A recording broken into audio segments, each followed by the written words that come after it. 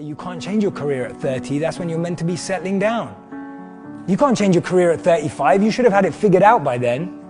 Oh my God, you're not married at 38? What the hell are you doing with your life? Who comes up with this stuff? I have no idea. But this stuff plagues so many people that I speak to. So many people open up to me and say, Jay, I just don't know how to change. Is it possible? What do you think this guy was before he became who he is? He used to be a PE teacher, right? Sports teacher at a high school.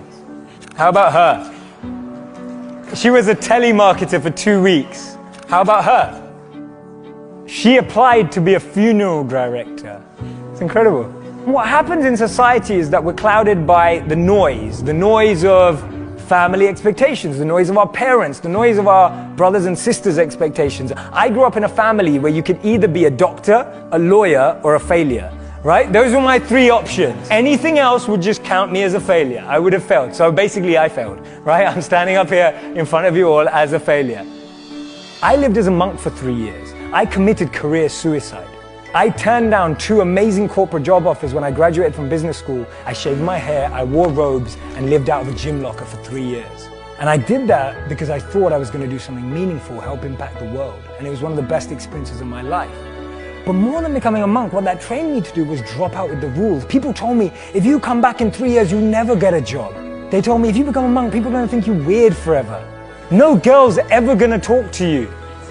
People told me, they were like, well, when you come back to real life, like, will you even be able to talk English? And people were just really weirded out. I'm just like, okay, I think monks speak English. And there was so much different noise that I was hearing when I made that decision. And the funny thing is, from having not been a monk for 4 years now, I'm in one of the most incredible periods of my life that I could ever have asked for.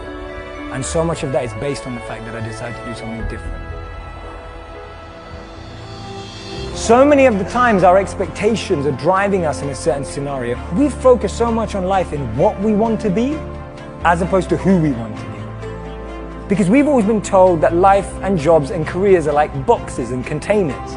There's only a finite number of options. There is no formula, there is no pattern. If you know what you're passionate about, if you know what you're good at and you invest in that. People say follow your passions, I say forget that, invest in your passions. If you're passionate about something, go and become the best at it. Go and do a course on it. Go and learn from the best. Go and find a mentor who's going to make you incredible at that trait. Not only will you be criticized and grow, you'll be able to find new things about yourself that you never knew.